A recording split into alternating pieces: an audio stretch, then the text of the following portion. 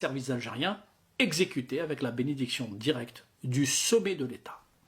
Pas d'article en Algérie, évidemment, mais des signaux faibles, des déplacements suspects de diplomates, des interceptions électroniques qui montraient des choses étranges et des témoins qui, jour après jour, vont parler. Ce sont autant d'éléments qui vont, jour après l'autre, forger la conviction de l'ensemble des enquêteurs, que ce soit les policiers, les services de renseignement ou les magistrats. Et qui sont ces témoins? Eh bien, ce sont des complices employés pour commettre cet acte criminel.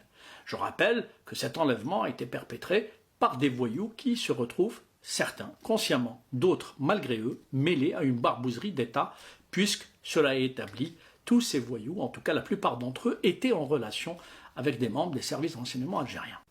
Quatrièmement, quels sont les éléments du dossier judiciaire? Selon des sources proches du dossier, les magistrats n'ont pas de doute. L'ordre vient de la plus haute hiérarchie, voire de Tebboune lui-même. Et je vais vous montrer les éléments factuels qui permettent de l'affirmer, car aujourd'hui, les magistrats français sont en train de remonter, comme on dit, la chaîne de commandement.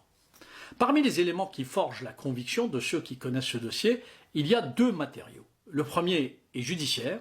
Ce sont des preuves formelles matérialisées notamment par des vidéosurveillances, l'exploitation de la téléphonie, la découverte d'un tracker déposé par le premier secrétaire de l'ambassade d'Algérie dans la voiture d'Amir DZ pour pouvoir suivre ses mouvements, et j'en passe. Le second matériau est, lui, issu des services de renseignement français à la fois intérieurs et extérieurs. Certains éléments de renseignement n'ont pas été pour l'instant versés au dossier judiciaire. Pour résumer, des communications interceptées entre Alger et certaines capitales européennes, et je pense surtout à l'Espagne, des témoignages recueillis discrètement auprès de personnes ayant participé ou assisté à l'opération, des indices matériels comme des traces de préparation logistique depuis des structures officielles, l'exploitation du renseignement humain, je l'ai dit, des communications entre des membres des services algériens et des voyous ayant pris part à la barbouzerie, etc., etc. Aujourd'hui, les magistrats sont en train de remonter donc la chaîne de commandement. L'adjudant-chef Smaïn Rajab, aujourd'hui en prison, n'a pu agir seul pour au moins une raison. L'argent qui a servi à payer les ravisseurs, un commando d'une douzaine d'hommes, représente un budget de plus de 500 000 €. Vous pensez bien qu'il n'a pas puisé dans ses économies personnelles pour payer ses voyous. D'où vient donc cet argent? Eh bien tout simplement de la caisse noire gérée à l'époque par Fethi Rojdi Moussaoui, c'est-à-dire le général Sadak, à l'époque colonel, à la tête du bureau de sécurité et de liaison au niveau de l'ambassade d'Algérie à Paris, et désormais, depuis septembre 2024, à la tête de la DGDSE. Je précise que dans chaque ambassade, l'ambassadeur d'un côté et le chargé du bureau sécurité et liaison, c'est-à-dire le représentant des services secrets algériens, disposent chacun d'une caisse noire dans laquelle ils peuvent puiser pour payer tout et n'importe quoi, y compris des barbouzeries.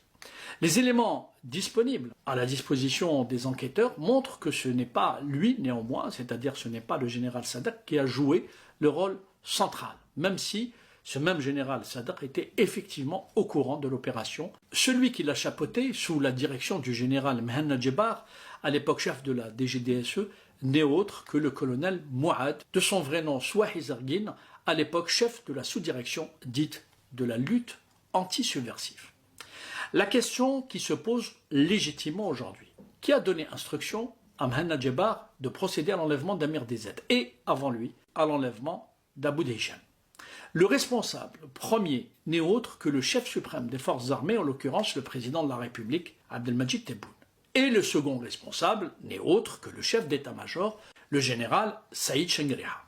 Si Tebboune était vraiment à la tête d'un État sérieux, et s'il n'était pas en train de traîner dans la boue les institutions algériennes, étant donné que les faits sont têtus et que rien ne résiste à l'examen froid de ce dossier, et dans le cas où il serait innocent, pourquoi pas, et n'ayant aucun lien avec cette affaire, je pose la question suivante: pourquoi n'ordonne-t-il pas à la DCSA, la sécurité de l'armée, de diligenter tout simplement une enquête et de mettre aux arrêts à la fois Salah ad-Din Selloum et Hussam ad-Din Bouaziz, aujourd'hui en Algérie, et les 3 officiers supérieurs qui étaient leurs chefs directs et qui sont mêlés de près ou de loin à cette affaire, en l'occurrence les généraux Djebar et Moussaoui, donc Sadek, et le colonel Mouad.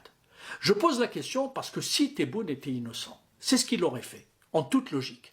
Non seulement il refuse de faire arrêter 2 hommes désormais recherchés par la justice française, ce qui est une honte en soi, mais qui plus est, il refuse d'ouvrir une enquête en Algérie. Cette attitude à elle seule, oui, cette attitude à elle seule, amène n'importe quel observateur à constater que l'ordre d'enlèvement d'Emir DZ venait en vérité de la présidence algérienne. Cela vient confirmer un certain nombre d'informations qui sont à la disposition des autorités françaises aujourd'hui. La réalité à mes yeux est la suivante. Voilà un chef d'État, illégitime de surcroît, devenu président grâce à la fraude, qui fait main basse, écoutez bien, sur les attributs de la souveraineté et qui instrumentalise les institutions du pays, y compris les institutions sécuritaires, pour régler des comptes personnels avec des influenceurs ou des activistes qui l'ont attaqué personnellement. Ils n'ont pas attaqué l'État, ils l'ont attaqué personnellement. Et attention, le régime algérien peut continuer de pérorer et de voir des complots partout.